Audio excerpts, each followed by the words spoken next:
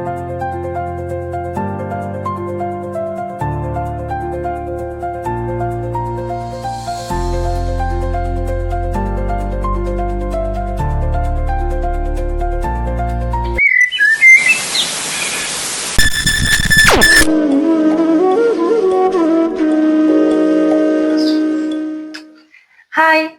ഇന്ന് നമ്മളുടെ അതിഥിയായി എത്തിയിരിക്കുന്നത് വേറെ ആരുമല്ല, നമുക്ക് എല്ലാവർക്കും സുപരിചിതമായ UAE നല്ല ലീഡിങ് ഒരു ഫിനാൻഷ്യൽ കൺസൾട്ടന്റ് എന്ന് തന്നെ പറയാം. പിന്നെ സോഷ്യൽ മീഡിയയിലൊക്കെ വളരെ ആക്റ്റീവ് ആയിട്ടുള്ള ഒരു വ്യക്തിയാണ് നമ്മളുടെ ബിന്ദു ജെയിംസ്. ഞങ്ങൾ സ്നേഹത്തോടു കൂടി ബീക്കു എന്ന് വിളിക്കുന്നത് സ്വന്തം ബീക്കു ആണ്. നമസ്കാരം. നമസ്കാരം. എന്റെ ചെറിയ യൂട്യൂബ് ചാനലിലേക്ക് സ്വാഗതം. ഔപചാരികമായി. ചെറുതാണോ വലുതാണോ എന്നുള്ളതല്ല, നമ്മളുടെ ഒരു ചാനൽ അതൊരു നമ്മുടെ സ്വപ്നമല്ലേ. അതെ അതെ. അപ്പം അതില് ചെറുപ്പവും വലുപ്പവും ഒന്നുമില്ല, നമ്മളിങ്ങനെ ചെറുതായിട്ട്. അപ്പൊ ഞാനിങ്ങനെ ഈ ഒരു ചാനലിൽ പുതിയൊരു കോൺസെപ്റ്റ് ആണ് എന്റെ. അതിങ്ങനെ ആയിക്കപ്പോ നമ്മള് ഒരുപാട് വലിയ ആൾക്കാരെ ഇങ്ങനെ തേടി പോകുമ്പോൾ ഒരുപാട്, അതായത് UAE അപ്പൊ നമ്മള് ചെറിയ ചാനൽ, അപ്പൊ നമ്മൾ അടുത്തറിയുന്ന ആൾക്കാരുടെ നമ്മളുടെ കുറച്ച് ഇട്ട് ആ ഒരു അവയർനെസ് കൂടെ ആൾക്കാർ ഓക്കെ ഇതങ്ങനെ അറിയുന്നല്ലേ കൂടുതൽ. അതുകൊണ്ടാണ് അപ്പൊ നമ്മളുടെ ഇടയിലുള്ള നമ്മുടെ സുഹൃത്തുക്കളും നമ്മളുടെ ഗുരുതുല്യരായിട്ടുള്ള ആൾക്കാരൊക്കെ കൺസൾട്ടൻസ് ആയിട്ട് നമ്മൾ അങ്ങനെയാണ് ചെയ്യുന്നത്. പിന്നെ എന്തൊക്കെയാണ് വിശേഷം? സുഖല്ലേ? നല്ല രീതിയിലിരിക്കുന്നു, നന്നായിട്ടിരിക്കുന്നു, സുഖമായിട്ടിരിക്കുന്നു. എങ്ങനെയുണ്ട്? സുഖമായിട്ടിരിക്കുന്നു. ഇപ്പൊ ഞങ്ങളുടെ ഡാൻസും കാര്യങ്ങളൊക്കെ സുഖമായിട്ട് പോകുന്നു. ബീക്കോനെ കുറിച്ച് പറയുകയാണെങ്കിൽ സ്വന്തമായിട്ടാണ് ചെയ്യുന്നത്. വളരെ നമുക്ക് ശരിക്കും പറഞ്ഞാൽ ഒരു ഒറ്റയ്ക്ക് ഒരു ബിസിനസ് എങ്ങനെ ചെയ്യാം എന്ന് ശരിക്കും നമുക്ക് കണ്ടുപഠിക്കേണ്ട ഒരു വ്യക്തി തന്നെയാണ് ബീക്കു. അടുത്തിരുത്തി പോഴത്തൊന്നൊന്നല്ല, കറക്റ്റ് ആയിട്ടും. പിന്നെ ആളൊരു വ്യക്തിത്വം എന്ന് പറഞ്ഞിട്ടുണ്ടെങ്കിൽ എല്ലാത്തിലും നമ്മൾ എന്ത് കാര്യത്തിലും എവിടെ എന്തിനു വിളിച്ചാലും ആ ഒരു ആളുടെ കാര്യം ഭയങ്കര കട്ട് ആൻഡ് ക്ലിയർ ആണ്. ആക്ച്വലി ഒരു പെർഫെക്ഷനിസ്റ്റ് എന്ന് പറഞ്ഞു കഴിഞ്ഞാൽ അത് ഏത് കാര്യത്തിലായിക്കോട്ടെ, നേതൃത്വ സ്ഥാനത്തായിക്കോട്ടെ, എന്റർടൈൻമെന്റ് കാര്യങ്ങളായിക്കോട്ടെ, അല്ലെങ്കിൽ വേറെ എന്തായിക്കോട്ടെ, അത്രയാണ്. അപ്പോ ബാക്കിയുള്ളത് ബീക്കുവിന്റെ അനുഭവങ്ങളും കാര്യങ്ങളൊക്കെ ഇവിടുത്തെ, അതായത് UAE ഈ ഒരു ഫീൽഡ് ഫസ്റ്റ് തുടങ്ങിയപ്പോ എങ്ങനെയൊക്കെയായിരുന്നു എന്നുള്ളത് പറയുക. ഞാന് ഒരു 16 വർഷത്തോളം ബാങ്കിങ് സെക്ടറിൽ വർക്ക് ചെയ്ത ആളാണ്. 16 വർഷം UAE കേട്ടോ. നമ്മള് ഇന്ത്യയില് ഒരു ടു ബാങ്കിൽ വർക്ക് ചെയ്തിട്ടുണ്ടായിരുന്നു. അത് കഴിഞ്ഞിട്ട് UAE വന്നു. എല്ലാവരും ആദ്യം സ്ട്രഗിൾ ചെയ്യുന്നത് പോലെ നമ്മളും ജോലി കിട്ടാൻ സ്ട്രഗിൾ ചെയ്ത് തന്നെയാണ് ജോലിയിലേക്ക് വന്നത്. ബാങ്കിങ്ങിലായിരുന്നു ഇവിടെയും. 2-3 ബാങ്കുകളിൽ വർക്ക് ചെയ്തിട്ടുണ്ട്. അതിനുശേഷമാണ് ഈ സ്വന്തം ബിസിനസ് സെറ്റപ്പ്, ബാങ്കിങ് കൺസൾട്ടൻസി എന്ന് പറയുന്ന ഒരു സംഭവം തുടങ്ങിയത് തന്നെ. അതിന്റെ ഒപ്പം തന്നെ നമുക്കൊരു ഡിജിറ്റൽ മീഡിയ ഒരു പ്ലാറ്റ്ഫോം ഉണ്ട്. നമ്മൾ മാക്സിമം ആളുകളിലേക്ക് എത്രത്തോളം സിമ്പിൾ ആയിട്ട് ബാങ്കിങ് ടേംസ് എത്തിക്കാൻ പറ്റും എന്നുള്ളതാണ് അതിന്റെ ഒരു പിന്നിലുള്ള ആശയം എന്ന് പറയുന്നത്. പൊതുവെ മലയാളത്തിലെ ഫിനാൻഷ്യൽ അഡ്വൈസസും അങ്ങനത്തെ കാര്യങ്ങൾ പറയുന്നവര് വളരെ കുറവാണ്. അത് വിചാരിച്ചിട്ടാണ് അങ്ങനെ ഒരു പ്ലാറ്റ്ഫോം തുടങ്ങിയത് തന്നെ. 16 വർഷം ബാങ്കിങ് എക്സ്പീരിയൻസ് ആണെങ്കിലും ഇപ്പോഴത്തെ എക്സ്പീരിയൻസ് എന്ന് പറയുന്നത്, ഒരു ബിസിനസ് കൊണ്ടു നടക്കുക എന്ന് പറയുന്നത് it's not an easy job. ഇപ്പൊ 4 വർഷത്തോളമായി നന്നായി തന്നെ പോകുന്നുണ്ട്. ആളുകൾക്ക് മാക്സിമം എൻ്റെ ഈ ഒരു ബിസിനസ് എന്ന് പറയുമ്പോൾ തന്നെ എല്ലാവരും വിചാരിക്കും ബിസിനസ് നമ്മൾ ഫുൾ ഓഫ് പൈസ കൊണ്ട് ഇങ്ങനെ. ഞാൻ അങ്ങനെയല്ല. ഇവിടെ വരുന്ന ആളുകൾക്ക് മാക്സിമം നമുക്ക് ഇപ്പൊ ഏറ്റവും നമ്മുടെ ഇടയിൽ കുറഞ്ഞു വരുന്ന ഒരു സംഭവമുണ്ട്, മറ്റൊരാളെ കേൾക്കാൻ ആളില്ലാത്തൊരവസ്ഥ. എന്നെ കൊണ്ട് ചെയ്യാൻ പറ്റുന്നത് ആളുകളുടെ വിഷമങ്ങൾ അത് കേൾക്കാറുണ്ട്, അതിന് പറ്റുന്ന രീതിയിൽ നമ്മൾ അഡ്വൈസസ് കൊടുക്കാറുണ്ട്. അത് എന്തെങ്കിലും ഒരു തരത്തില് ചെറിയ രീതിയിലാണെങ്കിൽ പോലും അതിന് ഒരു സൊല്യൂഷൻ കൊടുക്കാൻ പറ്റി കഴിയുമ്പോൾ അവർക്കുണ്ടാവുന്ന ഒരു സന്തോഷം അത് ഭയങ്കരമാണ് നമുക്ക് തരുന്നത്. അത് ഈ ഒരു മേഖലയിലല്ല കേട്ടോ, ഏതിലാണെങ്കിലും നമ്മൾ അങ്ങനെ തന്നെയാണ് ചെയ്യുന്നത്. ഇപ്പൊ പറഞ്ഞ പോലെ ഇപ്പൊ ഈ ഫിനാൻഷ്യൽ അഡ്വൈസർ അല്ലാതെ ഇപ്പൊ ഒരു പേഴ്സണൽ ഒരു എന്താ പറയുക റിലീഫിന് വേണ്ടിയിട്ട് ബിക്കുവിനെ ആരെങ്കിലും സമീപിക്കാറുണ്ടോ? അതുപോലെ അതായത് എന്തെങ്കിലും അവരുടെ എന്താ പറയാ ഒരു മോട്ടിവേറ്റർ ആയിട്ട്, ഒരു സ്പീച്ചറായിട്ട് എന്തെങ്കിലും ബിക്കുവിനെ വിളിച്ചു കഴിഞ്ഞിട്ടുണ്ടെങ്കിൽ ഓക്കെ അതേപോലെ റിലീഫായി അങ്ങനെയൊക്കെ ആരെങ്കിലും? ഒരുപാട് പേര് സംസാരിക്കാറുണ്ട്. ഈവൻ ആദ്യത്തെ സമയങ്ങളിലൊക്കെ നമ്മളിങ്ങനെ ഗുഡ് മോർണിംഗ് മെസ്സേജസ് അയച്ചു കൊടുക്കുമായിരുന്നു പണ്ട്.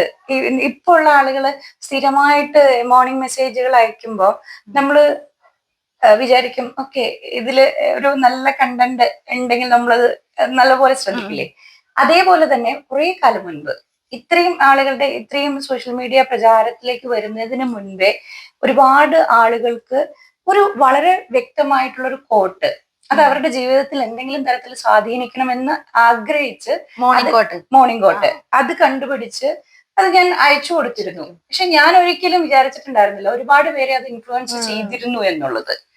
പിന്നീട് ചിലപ്പോൾ നമുക്ക് കുറച്ചുകൂടെ കഴിയുമ്പോൾ നമുക്ക് അതിനുള്ള നേരം കിട്ടാതെ വരുന്ന ഒരു സമയത്തില് ചിലപ്പോൾ നമ്മൾ ഇതൊക്കെ മിസ്സായി പോകും അയക്കാൻ. അപ്പൊ ചിലരൊക്കെ വിളിച്ച് അയ്യോ നിങ്ങളുടെ ഈ കോട്ട് വന്നില്ലല്ലോ എന്താ പ്രശ്നം എന്ന് ചോദിക്കും, നിങ്ങൾ ഓക്കെ അല്ലേ എന്ന് ചോദിക്കുന്ന ഒരു അവസ്ഥ വന്നിട്ടുണ്ടായിരുന്നു. അങ്ങനെ ചെറിയ ഒരു സംഭവം ആണെങ്കിൽ പോലും മറ്റൊരാളുടെ ജീവിതത്തിൽ എന്തെങ്കിലും ഒരു പോസിറ്റീവ് ആയിട്ടുള്ള ഒരു ചേഞ്ച് കൊണ്ടുവരാൻ പറ്റുവാണെങ്കിൽ അത് നല്ലതായിരിക്കും. അതുപോലെ നേരത്തെ ചോദിച്ച ചോദ്യം ആരെങ്കിലും ഒക്കെ വിളിച്ച് സംസാരിക്കാൻ ഒരുപാട് പേര് വിളിക്കാറുണ്ട്. 2 മിനിറ്റ് സംസാരിക്കാൻ അല്ലെങ്കിൽ ഒന്ന് കേൾക്കാൻ അത് ഒരുപാട് പേര് വിളിക്കാറുണ്ട്. ഇപ്പം പല ഓർഗനൈസേഷൻസും ഒരു ചിലപ്പം ഫിനാൻഷ്യൽ എഡ്യൂക്കേഷൻ ഇപ്പോഴത്തെ ഒരു അവസ്ഥയിൽ ആളുകൾക്ക് വേണ്ടിയിട്ട് കൊടുക്കാൻ വേണ്ടിയിട്ടും അതേപോലെ ചില ലേബർ ക്യാമ്പുകളിലൊക്കെ ഫിനാൻഷ്യൽ അഡ്വൈസസ് കൊടുക്കാനും ഒക്കെ വിളിക്കാറുണ്ട്. ഓക്കെ. അപ്പം ഇപ്പൊ അതിന് മുൻപ് വേറൊരു കാര്യം ചോദിക്കട്ടെ, ഈ ബിന്ദു ജെയിംസ് എങ്ങനെ ബീക്കു ആയി മാറി? കല്യാണം കഴിഞ്ഞ സമയത്ത് ഹസ്ബൻഡ് ആണെങ്കിലും ഹസ്ബൻഡിന്റെ വീട്ടുകാരും ബിന്ദു എന്നല്ല വിളിച്ചിരുന്നത്, ബി എന്നാണ് വിളിച്ചിരുന്നത്. B only B. അത് കഴിഞ്ഞിട്ട് മോനായതിനു ശേഷം അവനിങ്ങനെ ചെറുപ്പത്തിലെ അവനെന്നെ ബി കുട്ടി എന്നാണ് വിളിച്ചിരുന്നത്, ബി കുട്ടീന്ന്. അപ്പൊ അവന്റെ കൂടെയുള്ള ഒരു കുട്ടി എന്നുള്ളത് ആ ബി കുട്ടി ലോപിച്ചാണ് ബീക്കു ആയത്. ഈ ബീക്കു അങ്ങനെ ഒരു പേര് വെക്കാൻ ഒരു കാരണമുണ്ട്. കാരണം നമ്മളുടെ പേര് പറയുമ്പോൾ ഇവിടെ വരുന്ന ക്ലയൻസിനൊക്കെ പുറം രാജ്യങ്ങളിലുള്ളവരാണല്ലോ, അപ്പം അവർക്ക് ബിന്ദു എന്ന് വിളിക്കാൻ ഭയങ്കര പാടാണ്. അപ്പം ബൈന്ദുന്നോ അല്ലെങ്കിൽ നമ്മുടെ പേരിനെ തന്നെ ഒരുമാതിരി അയ്യോ എന്തായത് പ്രൊനൗൺസിയേഷൻ. അതെ. അപ്പൊ അത് ചിലപ്പോ അത് ഉച്ചരിക്കാനുള്ള പ്രയാസം ഉണ്ടല്ലോ, മലയാളം ഏറ്റവും ടഫസ്റ്റ് ലാംഗ്വേജുകളിൽ ഒന്നാണല്ലോ. അപ്പം അങ്ങനെയാണ് ഈ ബീക്കു അങ്ങോട്ട് പറഞ്ഞുകൂടെ, എന്നാൽ ആളുകൾക്ക് വിളിക്കാനും കൂടെ ഉള്ള ഭാഗമാണല്ലോ നമ്മുടെ പേരിനെ വെറുതെ നശിപ്പിക്കാൻ. മാത്രമല്ല ഒരു പേരെന്ന് പറഞ്ഞാൽ ശരിക്കും ഒരു ഐഡന്റിക്കൽ അല്ലേ. അപ്പൊ ബീക്കു എന്ന് പറഞ്ഞാൽ എനിക്ക് തോന്നുന്നു നമ്മളുടെ ഇടയിൽ തന്നെ ബീക്കു എന്ന് പറഞ്ഞാൽ ആകെ ഒരു ബീക്കേ ഉള്ളൂ. ബിന്ദു ഒരുപാട് ബിന്ദുമാരുണ്ട്, ബിന്ദു ജെയിംസും ഉണ്ടായിരിക്കും. പക്ഷെ ബീക്കു എന്ന് പറഞ്ഞത് നമ്മളിൽ ഒരു ബിന്ദു. പിന്നെ ഞാൻ ആദ്യം തന്നെ ബീക്കുവിനെ ശ്രദ്ധിച്ചെന്ന് വെച്ചിട്ടുണ്ടെങ്കിൽ എനിക്ക് തോന്നുന്നു 2022 ബിക്കു നമ്മുടെ ഗ്രൂപ്പില് ചേർന്നത് തോന്നുന്നു അല്ലെ. അന്ന് നമ്മളുടെ വോളണ്ടിയർ ഗ്രൂപ്പില് കിറ്റ് ഡിസ്ട്രിബ്യൂഷന് പോയപ്പോഴാണ് ഫസ്റ്റ് ആയിട്ട് തന്നെ ബീക്കുവിനെ കണ്ടത്. അപ്പൊ ഞങ്ങളിപ്പോ ന്യൂ ഫേസ് അല്ലേ, അപ്പൊ സാധാരണയുള്ള ആൾക്കാരൊന്നല്ല. അപ്പൊ ഞാൻ ഇങ്ങനെ കുട്ടി നല്ല കുട്ടി, ഭയങ്കര എനർജറ്റിക്, ഭയങ്കര ഹാഷ് ബഷ് ബാഷ് ബാഷ് എന്താ പറയാ, കിറ്റ് കൊടുക്കുമ്പോഴേ ഭയങ്കര വരും ഭയങ്കര. അപ്പൊ ഞങ്ങൾ അയ്യോ നല്ല കുട്ടികളുണ്ട്. അപ്പൊ എനിക്ക് അവരുണ്ടായിരുന്ന ചേച്ചി പറഞ്ഞു അത് നമ്മുടെ ബീക്കുവാണ് ഇപ്പം. അപ്പൊ ആണോ? അപ്പൊ എന്നിട്ട് അന്നാണ് ഫസ്റ്റ് നമ്മൾ കണ്ട് സംസാരിച്ചു തന്നത് 2 years ബാക്ക്, ഐ തിങ്ക് 2022. പിന്നെ ലാസ്റ്റ് ഇയറും പിന്നെ ഈ ഇയർ ഒക്കെ ആയിട്ട് പിന്നെ കൂടുതൽ അറിഞ്ഞു. പിന്നെ വേറെ എന്തൊക്കെയാണ് വിശേഷം? ഇങ്ങനെ പോകുന്നു. ഈ പിന്നെ ലേബർ ക്യാമ്പിൽ മാത്രമല്ല ഞങ്ങള് ഈ പണ്ട് മുതലേ നമ്മൾ ഈ സോഷ്യൽ സർവീസ് ഒരു ഭയങ്കര ഒരു സന്തോഷം തരുന്ന ഒരു സംഭവമാണ്. അപ്പൊ അത് പഠിക്കുന്ന കാലത്താണെങ്കിലും നമ്മുടെ നാഷണൽ സർവീസ് സ്കീമും എല്ലാം ഉണ്ടല്ലോ. അപ്പൊ അത് നമ്മൾ സ്ഥിരമായിട്ട് അതിൽ പോയിക്കൊണ്ടിരിക്കുന്ന ഒരാളാണ്. അത് കഴിഞ്ഞിട്ട് എവിടെ നമുക്ക് ഒരാളെ ഹെൽപ്പ് ചെയ്യാൻ പറ്റുമോ, അത് ഇങ്ങനെയൊന്നുമില്ല കേട്ടോ, മതജാതി വ്യത്യാസങ്ങളൊന്നുമില്ല, രാഷ്ട്രീയ വ്യത്യാസങ്ങളില്ല. എവിടെ നമുക്ക് ഒരാൾക്ക് സഹായം ആവശ്യമുണ്ടോ അവിടെ നമ്മൾ എങ്ങനെയെങ്കിലും എത്തിപ്പെടാറുണ്ട്. അതിപ്പോ ബ്ലഡ് ഡൊണേഷൻ ആയിക്കോട്ടെ അല്ലെങ്കിൽ ഇപ്പം വേറെ എന്തെങ്കിലും തരത്തിലുള്ള സഹായം ആയിക്കോട്ടെ നമ്മൾ എത്തിപ്പെടാറുണ്ട്. അതേപോലെ 2018 നമ്മുടെ പ്രളയം നടക്കുന്ന സമയത്ത് ഇവിടെ ഞാനായിട്ടൊരു ഗ്രൂപ്പ് ക്രിയേറ്റ് ചെയ്തു. അതെ. അപ്പം ഓൾമോസ്റ്റ് അന്ന് 5.5 ടൺ സാധനങ്ങൾ നമുക്ക് ഇവിടുന്ന് UAE നിന്ന് അതിലേക്ക് എത്തിക്കാൻ പറ്റിയിട്ടുണ്ടായിരുന്നു. അപ്പൊ അന്ന് ഒറ്റയ്ക്ക് ഇറങ്ങി സേവ് കേരള എന്ന് പറഞ്ഞിട്ടുള്ള ഒരു സംഭവമാണ് ചെയ്തത്. അന്ന് ഞങ്ങള് ലുലുവിന്റെ ഇതിൽ വെച്ചിട്ടാ അത് ഒരു ഫ്രണ്ട് അവിടെ ലുലുവില് നിങ്ങൾ സാധനങ്ങൾ കളക്ട് ചെയ്തോളൂ എന്ന് പറഞ്ഞ് അങ്ങനെ ഞാനായിട്ട് തുടങ്ങി അതിലേക്ക് ഓരോരുത്തർ വന്ന് ചേർന്ന് ഒരു 30 പേരോളം ആ ഗ്രൂപ്പിലേക്ക് വന്ന് അവിടെ ഓൾമോസ്റ്റ് നമ്മൾ ഒരാഴ്ച സാധനങ്ങൾ കളക്ട് ചെയ്യും. ആദ്യത്തെ ദിവസം തന്നെ 1000 സംതിങ് സാധനങ്ങൾ, അതായത് വലിയൊരു ഹോള് നിറയാൻ മാത്രമുള്ള സാധനങ്ങൾ ഞങ്ങൾക്ക് അവിടെ നിന്ന് ഡേ വണ്ണിൽ തന്നെ കിട്ടി. പിന്നെ അതൊരു മോട്ടിവേഷൻ ആയിരുന്നു മുന്നോട്ട് പോകാൻ വേണ്ടിയിട്ട്. പിന്നെ രണ്ടാമത് പ്രളയം വന്നപ്പോഴും ഇതുപോലെ തന്നെ ആ ഒരു സേവ് ആൻഡ് കേരള എന്നുള്ളത് സപ്പോർട്ട് കേരള എന്ന് പറയുന്ന വേറൊരു ഗ്രൂപ്പുമായിട്ട് മെർജ് ആയിട്ട് സേവ് ആൻഡ് സപ്പോർട്ട് കേരള എന്ന് പറഞ്ഞിട്ട് ഞങ്ങൾ കുറച്ചുകൂടെ സീരിയസ് ആയിട്ട് സോഷ്യൽ വർക്കിലേക്ക് ഇറങ്ങി. Separate wing. അതിനുശേഷമാണ് പല സോഷ്യൽ ആക്ടിവിറ്റീസിലേക്കും ഇവിടെ ഇറങ്ങുന്നത്. നമ്മളുടെ ഈ ഇപ്പൊ യു എന്നല്ല ലോകം മൊത്തമൊക്കെ നമുക്ക് ഒരു ഇമോഷണൽ ഫീലിങ്സ് എന്നൊരു സംഭവം ഇല്ലല്ലോ അങ്ങോട്ടും ഇങ്ങോട്ടും. ഇപ്പൊ ഈ നമ്മുടെ ഈ ചെറിയ കൂട്ടായ്മകളും ചില അസോസിയേഷൻസ് ഒക്കെയാണ് നമുക്ക് ആ ഒരു ഫീലിങ്സ് തരുന്ന ഒരു ഘടകം. അപ്പൊ അതില് ആക്റ്റീവായിട്ട് ഇങ്ങനെ നിൽക്കുമ്പോ എന്താണ് അത് നമുക്ക് കൂടുതൽ സമയമില്ലാത്തതിന്റെ കാര്യം പിക്കുന്ന നല്ല തിരക്കാണ്, ഇവൻ എന്താ പറയാ ജോലി സംബന്ധമായിട്ടല്ല. അപ്പൊ അതിന്റെ ടൈം എങ്ങനെയാ മാനേജ് ചെയ്യുന്നത്? എല്ലാ മനുഷ്യന്മാർക്കും ഉള്ളതുപോലെ തന്നെ എനിക്കും 24 മണിക്കൂറേ ഉള്ളൂ. നമ്മൾ നമ്മുടെ പ്രയോറിറ്റി എങ്ങനെ സെറ്റ് ചെയ്യുന്നു എന്നുള്ളത് പോലെയാണ്. ഓഫ് കോഴ്സ് നമ്മുടെ ബിസിനസ്സിന് അല്ലെങ്കിൽ നമ്മുടെ ജോലിക്ക് നമ്മൾ സമയം കൊടുക്കും. അതുപോലെ തന്നെ നമുക്ക് സന്തോഷം കിട്ടുന്ന കുറെ കാര്യങ്ങൾ ഉണ്ടാവും. ആ സന്തോഷം കിട്ടുന്ന കാര്യങ്ങളിലേക്ക് ഒന്ന് ഫോക്കസ് ചെയ്യുമ്പോൾ ചിലപ്പം ഇത്തിരി നമ്മുടെ സ്ട്രഗിൾസ് ഉണ്ടാവും. നമ്മുടെ ഉറക്കം ചിലപ്പം കുറച്ച് സാക്രിഫൈസ് ചെയ്യേണ്ടി വരും. ചിലപ്പം ചില കാര്യങ്ങളൊക്കെ ചെറുതായിട്ട് മാറ്റി വെക്കണം. പക്ഷെ ഇതിൽ നിന്ന് കിട്ടുന്ന ഒരു സന്തോഷം ഉണ്ടല്ലോ. അപ്പൊ ഈ പറഞ്ഞതുപോലെ ഇമോഷണലി ഭയങ്കരമായിട്ട് എല്ലാവരും ഡിറ്റാച്ച്ഡ് ആകുന്ന ഒരു സമയമാണ്. പക്ഷെ എനിക്ക് എല്ലായിടത്തും ഞാൻ എല്ലാരെയും കൂട്ടിച്ചേർത്ത് വെക്കാൻ വേണ്ടിയിട്ട് വിചാരിക്കുന്നത്. അപ്പൊ ഞങ്ങള് മലയാളി ബാങ്കിങ് മേഖലയിലുള്ള കുറെ ഉദ്യോഗസ്ഥരുടെ ഒരു കൂട്ടായ്മയുണ്ട്.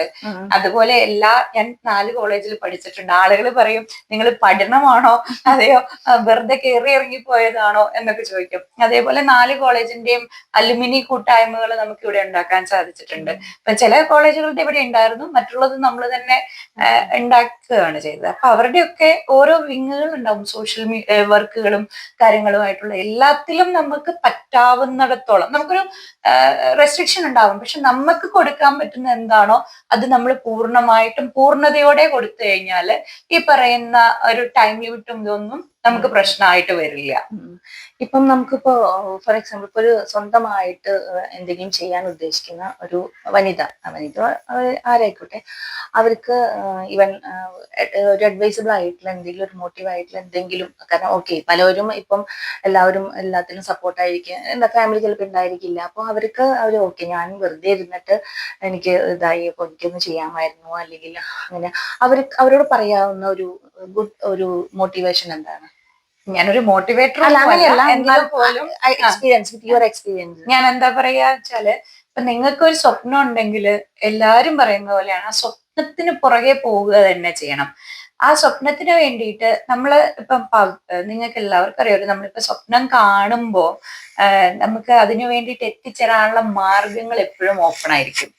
ചിലപ്പം ഹാർഡായിരിക്കും അങ്ങോട്ട് എത്താൻ വേണ്ടിയിട്ട്, ബട്ട് സ്റ്റിൽ നമുക്ക് അതിനു വേണ്ടിയിട്ടൊരു എഫേർട്ട് ഉണ്ടല്ലോ. അല്ലാതെ എനിക്ക് സ്വപ്നം ഉണ്ടെന്ന് പറഞ്ഞ് മാറി നിന്നിട്ട് മാത്രം കാര്യമില്ല. എഫേർട്ട് എടുക്കണം, സ്വപ്നം കാണണം, പിന്നെ തുടങ്ങുക. ഈ സംഭവങ്ങൾ തുടങ്ങി വെക്കുക.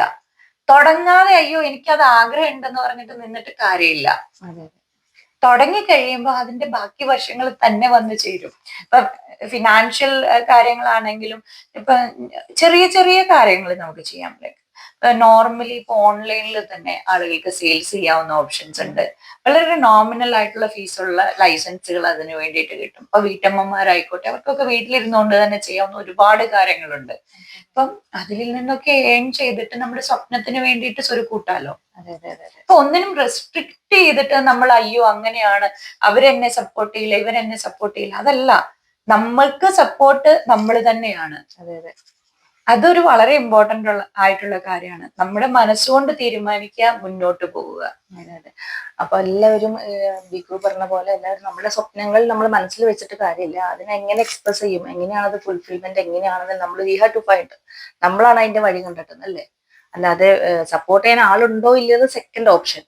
അതാണ് ശരിക്കും പറഞ്ഞാൽ അത് തന്നെയാണ്. കാരണം നമുക്കൊരു മൈൻഡ് വേണം, അതായത് എന്തെങ്കിലും ചെയ്യാനായിട്ട്, അതല്ലേ.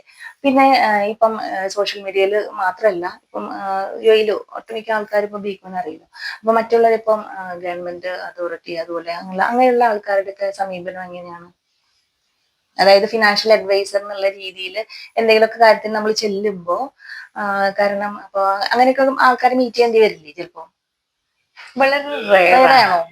അപ്പൊ ഇതിൽ അങ്ങനത്തെ ഒരു ഇതില്ല. അങ്ങനെ ഒരു ഇത് വരാറില്ല. പക്ഷെ നമ്മുടെ ക്ലയൻസ് എന്ന് പറയുന്നത് ചിലപ്പോൾ മറ്റുള്ള രാജ്യങ്ങളിലെ ഗവൺമെന്റ് ഓഫീഷ്യൽസ് ഒക്കെ ഓക്കെ. നമ്മളോട് സംസാരിക്കാറുണ്ട്. ഇവിടെ അതിന്റെ ഉള്ളൊരു സ്കോപ്പ് എത്രത്തോളം ഇല്ല അല്ലേ? വരുന്നില്ല. Okay okay. നമ്മള് ജസ്റ്റ് ഒരു എന്താ പറയാ ഒരു അഡ്വൈസർ, ഒരു കൺസൾട്ടന്റ് മാത്രമാണ്. അതെ. അപ്പൊ ബാക്കിയുള്ള കാര്യങ്ങളൊക്കെ അവര് ചെയ്യും. ഇപ്പൊ ഫോർ എക്സാമ്പിൾ ഇപ്പൊ ഏതാണ് നമ്മൾ അവർക്ക് അഡ്വൈസ് ചെയ്യുന്നത്, ബാക്കിയുള്ള ഫോർമാലിറ്റീസ് ഒക്കെ അവർ തന്നെ. അതെ അതെ. അല്ലേ? ഇപ്പം നമുക്ക് ഇപ്പം ഒരു ക്ലയന്റ് വരുമ്പോൾ ആളുടെ ഒരു 360 ഡിഗ്രിയിലുള്ള എല്ലാ കാര്യങ്ങളും നമുക്ക് ചെയ്തു കൊടുക്കാൻ പറ്റും. ഇപ്പൊ ചില ക്ലയൻസ് ഇപ്പൊ പുറത്തുനിന്ന് വരുമ്പോൾ UAE എന്ന് പറയുന്നത് എൻറ്റയർലി ഒരു പുതിയ രാജ്യമായിരിക്കും, അവർക്ക് പുതിയൊരു പുതുമകൾ കൊണ്ടുള്ളതായിരിക്കും.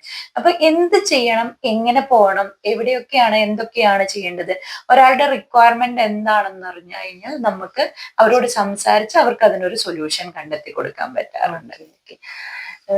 ബിക്കോന് ഇപ്പൊ ലൈഫിൽ വന്നിട്ടുള്ള ഏറ്റവും വലിയ സ്ട്രഗിൾ, പിന്നെ ഏറ്റവും വലിയ അച്ചീവ്മെന്റ് എന്താണ്? ഈ രണ്ടും ഒന്ന് കമ്പയർ ചെയ്യും. എന്റെ ഏറ്റവും വലിയ സ്ട്രഗിൾ എന്ന് പറയുന്നത് ഇപ്പോഴും സ്റ്റിൽ എന്റെ ഹെൽത്ത് തന്നെയാണ്. ഹെൽത്ത് വൈസ് കുറച്ച് ബുദ്ധിമുട്ടുകൾ അധികമുണ്ട്. അതുപോലെ ഏറ്റവും വലിയ അച്ചീവ്മെന്റ് എന്ന് പറയുന്നത് എന്റെ കുടുംബവും എന്റെ സൗഹൃദങ്ങളുമാണ്. അതൊരു വലിയ അച്ചീവ്മെന്റ് തന്നെയാണ്. എന്തിനും നമ്മുടെ കൂടെ നിൽക്കുന്ന ആളുകള്, അതൊരു വലിയ നമ്മളെ മനസ്സിലാക്കുന്ന ആളുകള്. ഇപ്പൊ അല്ലെങ്കിൽ എന്ത് വേണമെങ്കിലും സംഭവിക്കാം അല്ലേ? അതെന്റെ ഏറ്റവും വലിയ അച്ചീവ്മെന്റ് തന്നെയാണ്. നമ്മൾ എന്താണ് ചെയ്യാൻ ഉദ്ദേശിക്കുന്നത്, അല്ലെങ്കിൽ നമ്മൾ എങ്ങനെയാണ് എന്നുള്ളത് ആളുകൾ അറിഞ്ഞില്ലെങ്കിൽ, അല്ലെങ്കിൽ നമ്മുടെ കൂടെ നിൽക്കുന്നവരെങ്കിലും അറിഞ്ഞില്ലെങ്കിൽ, അത് ഉറപ്പായിട്ടും ഒരു വലിയ ഒരു ഡിസാസ്റ്ററിലേക്ക് പോകും.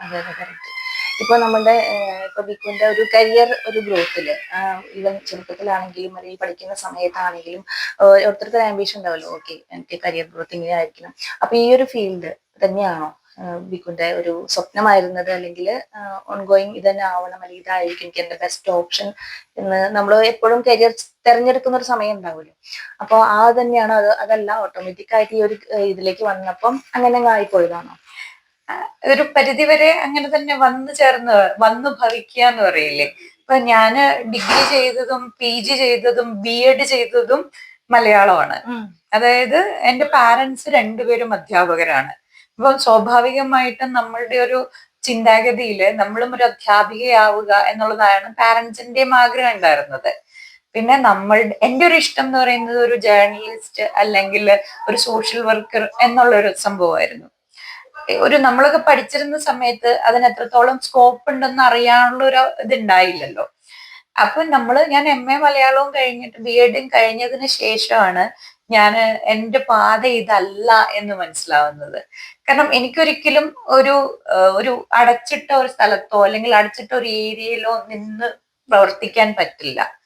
കാരണം എനിക്ക് ആളുകളോട് സംസാരിക്കണം, എനിക്ക് ആളുകളോട് കാണണം, എനിക്ക് കമ്മ്യൂണിക്കേഷൻ ചെയ്തില്ലെങ്കിൽ നമ്മൾ ഭയങ്കര സഫോക്കേഷൻ ആയിരിക്കും. അപ്പൊ അതിൽ നിന്ന് നമുക്ക് ചെയ്യാൻ പറ്റുന്നത് എപ്പോഴും ഒരു ബാങ്കിങ് അല്ലെങ്കിൽ ഒരു ഫിനാൻഷ്യൽ കൺസൾട്ടേഷൻ അങ്ങനത്തെ സംഭവങ്ങളാണെന്നൊരു തിരിച്ചറിവ്. പിന്നെ ബിസിനസ് ചെയ്തിരുന്നു, ആർട്ടിഫിഷ്യൽ ഓർണമെന്റ്സിന്റെ ഒക്കെ ഒരു 4 years മാരേജിന് ശേഷം നാട്ടില്. അപ്പൊ അതിനുശേഷമാണ് ഞാൻ എന്റെ മോനൊക്കെ ഉണ്ടായതിനു ശേഷം ആണ് ഞാൻ ബാങ്കിങ്ങിലേക്ക് വീണ്ടും ജോയിൻ ചെയ്യുന്നത്. അപ്പം ബാങ്കിങ് ഇപ്പൊ 16 years, അത് കഴിഞ്ഞിട്ട് ഇതും ആരോഗ്യപരമായിട്ട് തന്നെ നമ്മൾ എപ്പോഴും ഇങ്ങനെ സ്ഥിരമായിട്ട് റെഗുലർ ആയിട്ട് ഒരു ഓഫീസിൽ പോവുക, അത് കഴിഞ്ഞിട്ട് നമുക്ക് തോന്നുന്ന സമയത്ത് ലീവ് എടുക്കാൻ പറ്റാതിരിക്കുക. തോന്നുന്നതെന്ന് പറഞ്ഞാൽ ഹെൽത്ത് വൈസ് കുറെ ബുദ്ധിമുട്ടുകൾ വരുമ്പോൾ നമുക്ക് സ്ഥിരമായിട്ട് ലീവ് ചോദിക്കാനുള്ള ഒരു ബുദ്ധിമുട്ടൊക്കെ നമ്മളെ തന്നെ ഭയങ്കരമായിട്ട് ബുദ്ധിമുട്ടിക്കും. അപ്പൊ അങ്ങനെയാണ് നമുക്കറിയാവുന്ന ഒരു മേഖലയിൽ നമുക്ക് പിന്നെ ഇത് ചെയ്തുകൂടെ, ബിസിനസ് ചെയ്തുകൂടെ എന്നുള്ളതിന്റെ ഒരു ഉത്തരവാണ് ബാങ്കിങ് ആൻഡ് ഫിനാൻഷ്യൽ കൺസൾട്ടേഷൻ എന്ന് പറയുന്നത്. പിന്നെ ഒരു പാഷന്റെ ഭാഗമാണ് ഈ ആങ്കറിങ് ആണെങ്കിലും, അതുപോലെ ഈ സോഷ്യൽ വർക്ക് ആണെങ്കിലും, അതുപോലെ ഇപ്പം ഡിജിറ്റൽ മീഡിയയിലുള്ള പ്രസൻസ് ആണെങ്കിലും, എന്ത് സംഭവങ്ങളും അതൊരു പാഷന്റെ ഭാഗമാണ്. അപ്പൊ ഞാൻ എന്റെ പാഷനും പ്രൊഫഷനും ഒരുവിധം ഇങ്ങനെ കൊണ്ടുപോകുന്നു. ഒരു പക്ഷേ ഒന്ന് ആലോചിച്ച് നോക്കൂ, ബിക്കോ ആ ഒരു ജേർണലിസ്റ്റിന്റെ ഒരു വേഷം അണിയാണെങ്കിൽ ശരിക്കും പറഞ്ഞു കഴിഞ്ഞാൽ ഇപ്പൊ നാട്ടിലായിരുന്നെങ്കിൽ ഇപ്പൊ തീപ്പൊരി പറഞ്ഞ ജേർണലിസ്റ്റ് എന്നൊക്കെ പറഞ്ഞ ശരിക്കും പറഞ്ഞാൽ ബിക്കുവിന്റെ ഒരു എനർജിയും ശരിക്കും പ്രസൻസ് ഓഫ് മൈൻഡും എനർജി എന്താ പറയാ ആനുകാലിക സംഭവങ്ങളെ കുറിച്ചിട്ടുള്ള ഇതും എല്ലാം കൂടി ശരിക്കും പറഞ്ഞ ഒരു ജേർണലിസ്റ്റ് ആണെങ്കിൽ തീർച്ചയായും ബിക്കു സൂപ്പർ ഇതില് മീഡിയയിലൊക്കെ ഇപ്പൊ എപ്പോഴും എന്നും തുറന്നു കഴിഞ്ഞിട്ടുണ്ടെങ്കിൽ ബീക്കുവിനെ മാത്രമേ കാണൂ. അയ്യോ കത്തിക്കുറന്ന ഇപ്പൊ നമ്മുടെ ഷാനി ഇവരൊക്കെ നമ്മൾ കാണുന്നില്ല, എന്ത് തീപ്പാറുന്ന ക്വസ്റ്റ്യനുമായി ശരിക്കും നല്ല ഒരു ഞാനിങ്ങനെ ഇപ്പൊ നേരത്തെ പറഞ്ഞപ്പോ ജേർണലിസ്റ്റ് ആവുന്ന ആഗ്രഹം ഉണ്ടായിരുന്നു എന്ന് പറഞ്ഞപ്പോ ഞാൻ ശരിക്കും അത് വിഷ്വലൈസ് ചെയ്തു ഒരു 2 സെക്കൻഡ് നേരത്തെ. ഞാനിങ്ങനെ ഞങ്ങള് സ്കൂളിൽ പഠിക്കുമ്പോ നടന്നിട്ടാ പോവുക, ഒരു 2 കിലോമീറ്റർ ഉണ്ട്. അപ്പൊ എന്റെ മമ്മിയും ആ സ്കൂളിൽ തന്നെ പഠിക്കുന്നത്. അപ്പൊ ഞാനിങ്ങനെ ഇതിപ്പോ കുറെ കാലം മുമ്പ് ഒരു 1 വീക്ക് മുമ്പ് എന്റെ മനസ്സിലേക്ക് വന്ന ഒരു കാര്യമാണ്. അപ്പൊ ഞാനിങ്ങനെ എന്നോട് പിള്ളേരിങ്ങനെ ചോദിക്കുമ്പോ എന്താ ആകാനുള്ള ആഗ്രഹം ഓരോരുത്തരും ഓരോന്നിങ്ങനെ പോകുന്ന വഴിക്ക് ഇങ്ങനെ പറയണം. അപ്പൊ സാബിറാൻ തോന്നുന്നു എന്റെ ഒരു സുഹൃത്തിനോട് ഞാനിങ്ങനെ പറയാ, എനിക്ക് ഒരു സിനിമയിൽ അഭിനയിക്കുക, അതാണ് എന്റെ ഇതെന്ന് പറയുന്നു. ഇപ്പൊ ഞാനിങ്ങനെ ഇപ്പൊ ആലോചിക്കുമ്പോ അന്ന് ഞാൻ എന്തിനാ അങ്ങനെ പറഞ്ഞതെന്ന് എനിക്ക് ഇപ്പോഴും അറിയില്ല. പക്ഷെ ഞാനിപ്പോ ഒരു ഷോർട്ട് ഫിലിമും ചെയ്തു. അത് കഴിഞ്ഞിപ്പോ ഞങ്ങളുടെ അപ്കമിങ് ഒരു മൂവി വരുന്നുണ്ട്. 2026 റിലീസ് ചെയ്യുന്നത്. അപ്പൊ ആ ഒരു ആഗ്രഹം പണ്ട് പറഞ്ഞതാണ്. ഇപ്പം ആ മൂവിയുടെ പേരെന്താ? പേരൊക്കെ ഫുൾ വരുന്നത് മൂവിയാണോ? Full movie. ഓക്കെ, ഇനി അതിന് അഡ്വാൻസ് ആയിട്ട് ഓൾ ദ ബെസ്റ്റ്. ആ മൂവി നല്ലൊരു വിജയത്തിൽ എത്തിയിട്ട് അഡ്വാൻസ് ആയിട്ട് വായിക്കും. നമ്മുടെ UAE തന്നെ കുറച്ച് സുഹൃത്തുക്കൾ കൂടിയിട്ട് ചെയ്യുന്ന ഒരു സംഭവമാണ്. ക്രൈം ത്രില്ലറാണ്, ചെറിയ വേഷമാണ് എന്നാൽ പോലും. അതെ അതെ, ചെറിയ വേഷം ആണല്ലോ, അത് ചെറിയതാണോ വലുതാണോ പ്രേക്ഷകർ കണ്ട് തീരുമാനിക്കുക. ചിലപ്പോ ആ ഒരു ചെറിയ വേഷമായിരിക്കും ചിലപ്പോ നല്ല ഹൈപ്പിലെത്തുക. അപ്പൊ പിന്നെ ബീക്കുന് സാഹിത്യം അങ്ങനെ എന്തെങ്കിലും ഉണ്ടോ? റൈറ്റിങ്ങോ? അത്യാവശ്യത്തിന് ചെറുതായിട്ടൊക്കെ എഴുതി വെച്ചിരുന്നു. ഒരു ബുക്ക് പബ്ലിഷ് ചെയ്യണം, അടുത്തൊരു ഇതാണ്. ഈ പറഞ്ഞതുപോലെ ചെറിയ ചെറിയ സമയക്കുറവെന്നൊന്നും പറഞ്ഞുകൂടാ, അതിന്റെ ഒരു ഭാഗമായിട്ട് ആണ് അതിങ്ങനെ നീണ്ടു പോകുന്നത്.